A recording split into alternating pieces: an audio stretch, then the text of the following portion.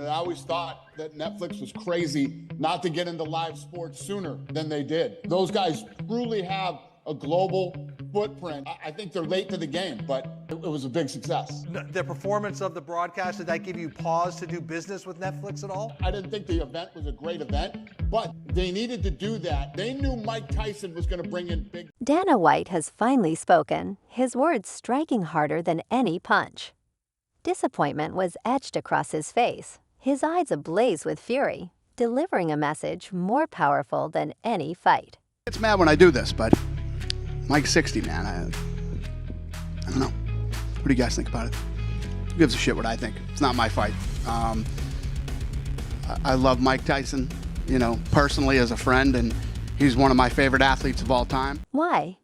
Because Dana White just witnessed boxing's reputation take a devastating hit, courtesy of a living legend and a self-proclaimed problem child. That's right, Mike Tyson and Jake Paul didn't just embarrass themselves. They torched the integrity of an entire sport. To destroy something legendary takes two opposing forces, and Tyson and Jake showed they were more than capable of dragging boxing down together. All the people that are, there's a lot of, in Portnoy went out and said that it was the greatest con job of all time. All the hyped-up training videos, trash talk, and fake threats. It turns out they were just as fake and staged as the fight itself.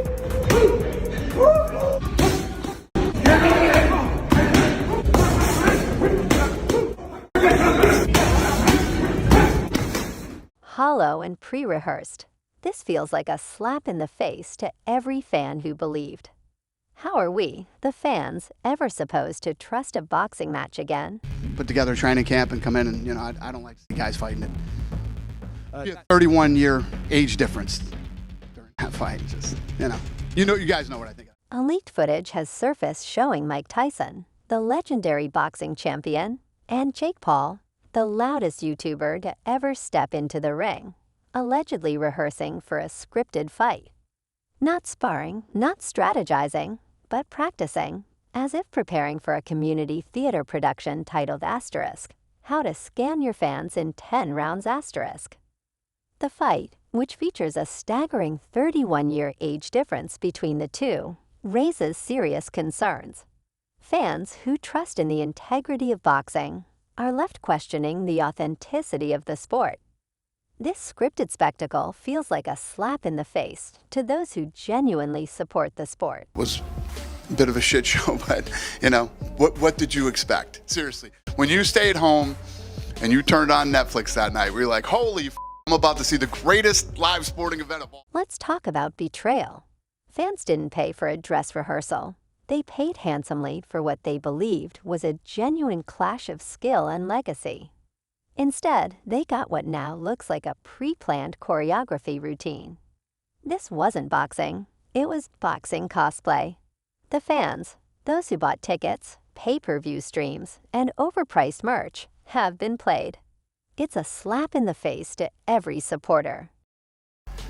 There's a lot of, in Portnoy went out and said that it was the greatest con job of all. Let's not pretend this disaster didn't come with a hefty payday. Tyson reportedly earned $20 million for this so-called fight, while Jake Paul raked in around $40 million.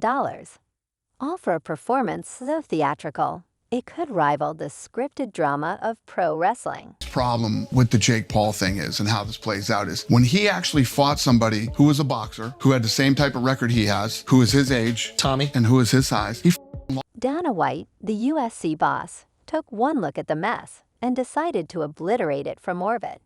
He called it a circus act, which frankly insults circuses. At least clowns are honest about their intentions. This was a slap in the face to every real fighter who's bled, broken bones, or risked it all for the sport. White wasn't just angry.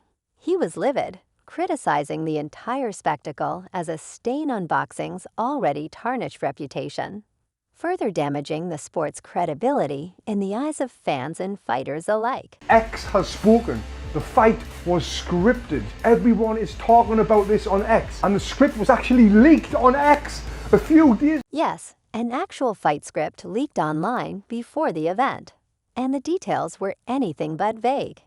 It outlined every move like a bizarre screenplay. Tyson's aggressive start, Jake Paul's cautious strategy, and even the fifth-round drama where someone nearly gets knocked out. When the fight occurred, it unfolded so precisely according to the leaked blueprint that it felt like watching a spoiler-filled trailer for a movie you had no interest in seeing. Is showing flashes of his old form, which actually happened. As soon as the bell went, Mike Tyson came out with that head movement pushing forward. Immediately he stalks forward with his signature bob and weave. The fight felt like a joke.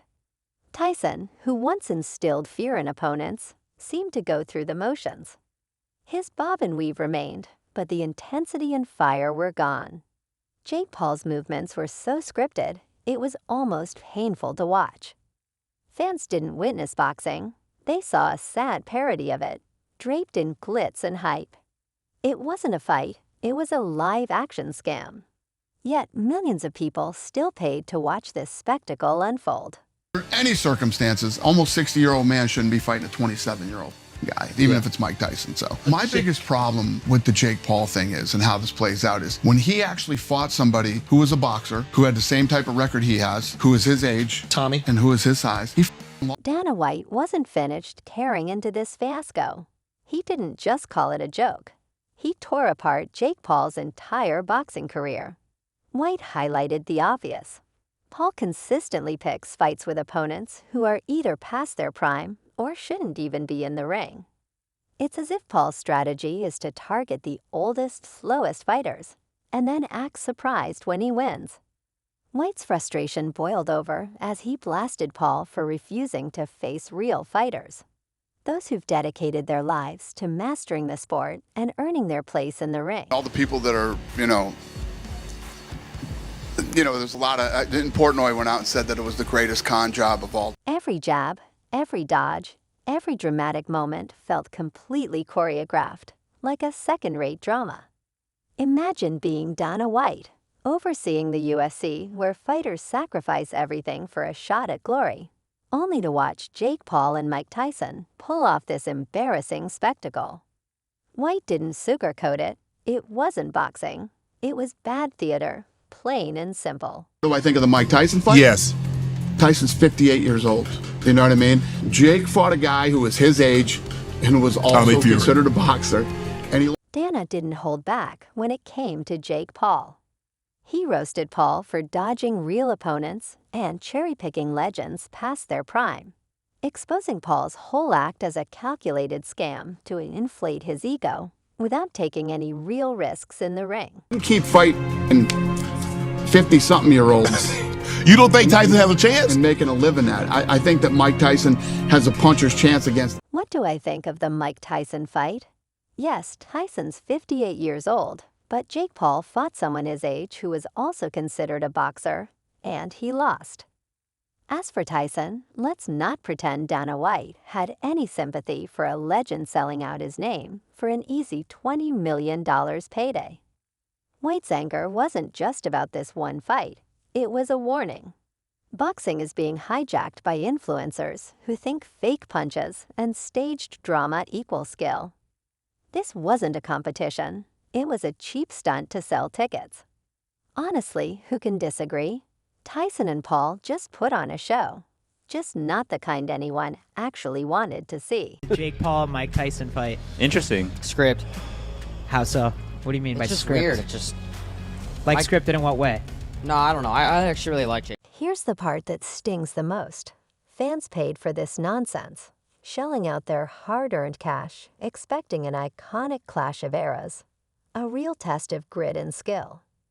Instead, they got a glorified sparring session, wrapped in the facade of a competitive fight. The event pulled in massive pay-per-view sales, because, let's face it, people love drama. Tyson's just been beat off Jake Paul. But how? Mike Tyson's an absolute legend and one of the greatest fighters of all time. How can this YouTuber beat such a... Tyson didn't even need the money. He's built a thriving cannabis empire, has a mountain of endorsement deals, and royalties from a career that's already secured his place in history.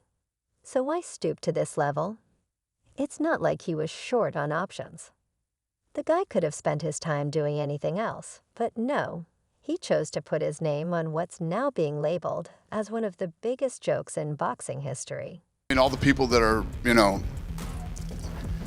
there's a lot of, in Portnoy went out and said that it was the greatest con job of all time. I mean, if you didn't think that that's the way to fight, I don't know what people expect. The ultimate price was paid by the fans. They tuned in, hoping for something historic, only to receive an emotional slap in the face. This wasn't boxing, it was a scripted soap opera with gloves. The betrayal was evident, as fans expected authenticity, but were given a pre-arranged spectacle. The entire event oozed with the hollow theatrics of a low-quality reality show, leaving viewers feeling deceived and disillusioned. If he wants to do boxing, why not fight guys that actually box for a living? 100%. Fight guys that box for a living and guys that are your age. How about that? He says he wants to fight Canelo. More theater than sport. At one point, it felt as though they were auditioning for supporting roles in a scripted spectacle. Fans saw through it, and they didn't hold back. Social media exploded with hashtags like #FakeFight and #SueJackPaul, as outrage viewers demanded refunds and even threatened legal action for being deceived. And the backlash was relentless. Memes flooded the internet faster than Jake Paul avoids real competition, mocking Tyson's lackluster punches and Jake's over-the-top celebrations. Fans weren't just disappointed, they were furious. This wasn't a case of unmet expectations. It was a flat-out betrayal. Some even called for Tyson and Paul to face legal consequences for what they viewed as blatant false advertising. And can you really blame them? When fans pay to see a fight, they expect a real contest, not a choreographed stunt designed to line the pockets of two opportunistic figures, let's be clear. Tyson and Paul aren't losing any sleep over the backlash. For them, it's all about the money and the headlines, integrity and respect for the fans. Forget it. They're too busy swimming in their piles of cash, indifferent to the mess they've left behind.